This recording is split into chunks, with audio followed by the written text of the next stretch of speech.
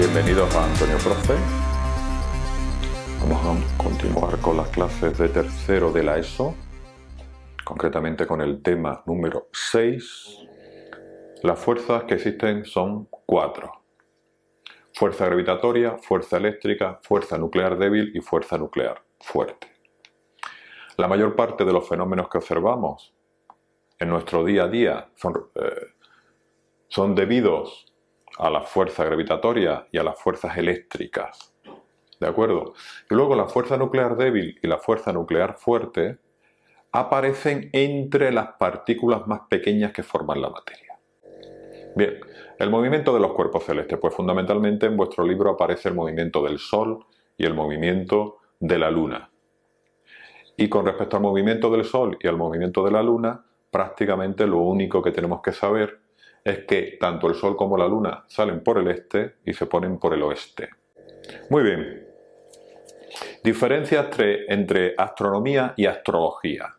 Vamos a ver. La astronomía es una ciencia que se dedica a estudiar los astros. Y la astrología es una falsa ciencia. ¿De acuerdo? O sea, la ciencia que se dedica al estudio de los astros es la astronomía. Astrología, no.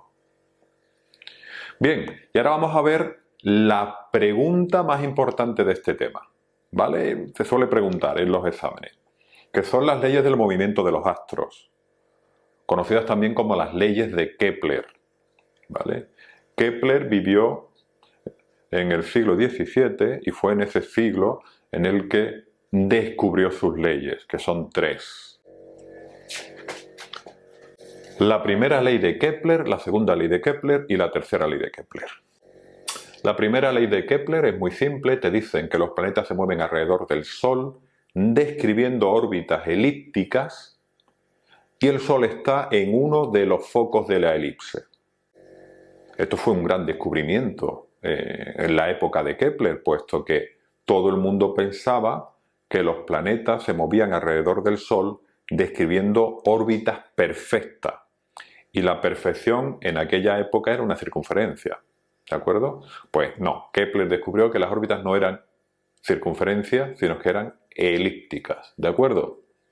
Aquí más o menos hemos representado una elipse, aquí tenemos un foco de la elipse, aquí estaría el otro. Bueno, pues el Sol se sitúa en uno de los focos y la Tierra va dando vuelta, la Tierra o cualquier otro planeta, va a ir dando vuelta alrededor del Sol, describiendo un movimiento elíptico.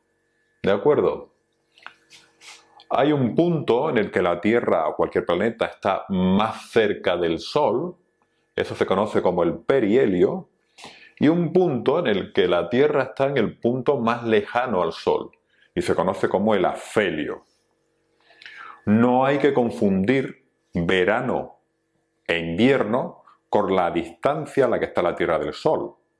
Prácticamente no influye casi para nada en cuanto a la temperatura, ¿de acuerdo?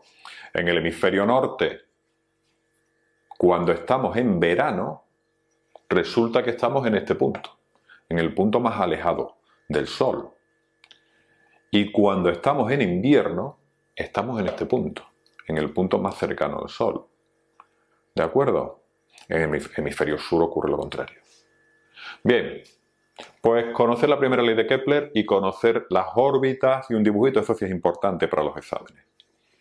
Segunda ley de Kepler. La segunda ley de Kepler dice que los planetas se mueven con velocidad areolar constante. Este concepto es un poco complejo, pero lo que te viene a decir es lo siguiente. Si yo pinto un vector, que ya sabemos lo que es un segmento orientado, indicando dónde está la Tierra el 1 de enero, imaginaros, y resulta que está aquí. El 1 de enero está aquí. Y el 1 de febrero está aquí. ¿Vale? Pues si cogemos ese vector y lo pintamos el 1 de enero y el 1 de febrero y medimos su área, ese área que ha barrido ese vector, ¿de acuerdo? Pues se mantiene constante. La Tierra se va moviendo alrededor del Sol, barriendo áreas constantes. ¿Esto qué significa? Pues que a lo mejor el 1 de junio está la Tierra aquí y el 1 de julio está la Tierra un poco más arriba. Lo de 1 de junio y 1 de julio es aproximado, obviamente. No sé dónde estará exactamente el 1 de junio. ¿De acuerdo? Pero lo que sí es evidente es que en un mes ha recorrido todo este espacio. En invierno, cuando está más cerca, en el hemisferio norte, la Tierra del Sol.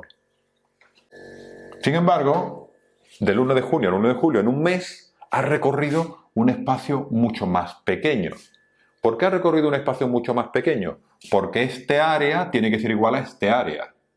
Como este vector es mucho más largo, pues claro, no puede recorrer el mismo espacio, porque entonces el área sería mayor.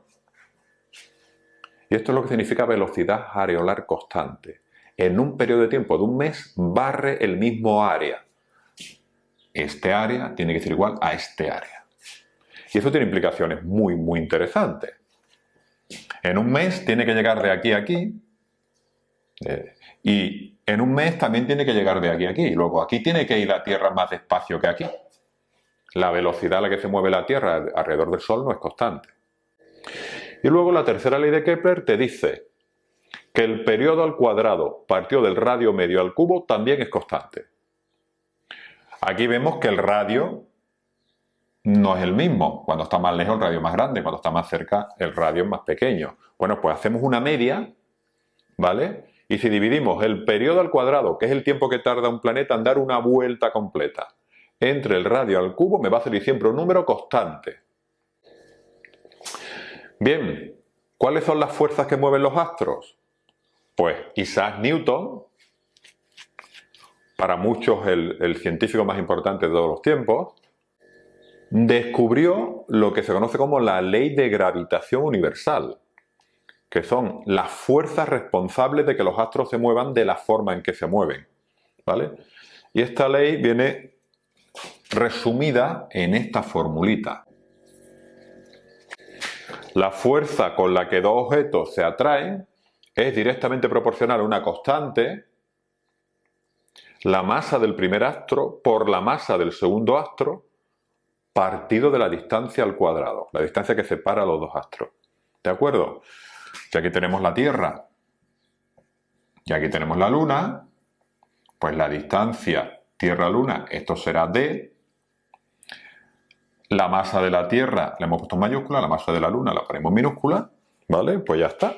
Esto es una constante, un número que te damos, m la masa de la Tierra, m pequeña la masa de la Luna y d la distancia que separa la Tierra y la Luna. ¿De acuerdo?